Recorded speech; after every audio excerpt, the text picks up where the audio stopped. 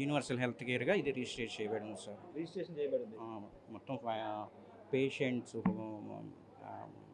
అన్ని రకాల డాక్యుమెంట్స్ కూడా యూనివర్సల్ హెల్త్ కేర్తోనే ఇస్తాం. సృష్టి అనేది లేదు. లేదు. మరి ఎందుకు నిన్నటి వరకు బయట బోర్డు ఉంది, సృష్టి ఫెర్టిలిటీ సెంటర్ అని బోర్డు ఉంది. ఆ బోర్డు ఇప్పుడు ఎందుకు తీసేశారు? అది 1.5 year క్రితము న్యూ రిజిస్ట్రేషన్స్ వచ్చాయి సార్ యూనివర్సల్ హెల్త్ కేర్ పేరుతో. అంతకుముందు పాత బోర్డు ఉంది, యూనివర్సల్ అని ఉంది కదని కంటిన్యూషన్ చేసి ఉండొచ్చు. మేనేజ్మెంట్ వారి దృష్టికి నిన్న వాళ్ళు పరిశీలించేసి మేబీ తీసించారు. అంటే ఇప్పుడు నమ్రత గారు పూర్తి స్థాయిలో ఇక్కడ ఫెర్టిలిటీ సెంటర్ పేరుతో పెద్ద ఎత్తున దందాలు పాల్పడుతున్నారు. బిడ్డల్ని ఎవరో కన్నా బిడ్డల్ని తీసుకొచ్చి ఇక్కడ ఫెర్టిలిటీ సెంటర్లో తల్లిదండ్రులకు ఇస్తున్నారని ప్రధాన ఆరోపణ. నిజమా కాదు అది? లేదండి, లేదండి, ఇక్కడ అలాంటి జరగలేదు. ఏం జరగలేదు. ఇప్పుడు ఇక్కడ ఏం జరిగిందనేది నాకు పూర్తి వివరాలు తెలియదండి. ఇక్కడంటే ఎటువంటి సమస్య లేదు, అన్ని ప్రాపర్ రిజిస్ట్రేషన్స్ ఉన్నాయి.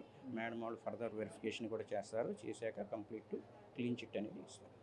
ఎందుకు మరి సిబ్బంది అంతా ఎందుకు వెళ్ళిపోయారు? ఎవరు ఒకరు మీడియాలో వచ్చిన కథనాలకి మీ దగ్గర ఆధారాలు అన్ని కరెక్ట్గా ఉన్నప్పుడు ఎవరికి భయపడాలి?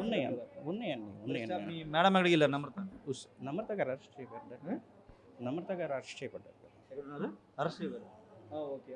ఎందుకంటే ఇప్పుడు ఇదంతా ఫెర్టిలిటీ సెంటర్ కాకపోతే ఇవన్నీ ఎందుకు వస్తున్నాయి బయటికి? చాలామంది బాధితులు వస్తున్నారు.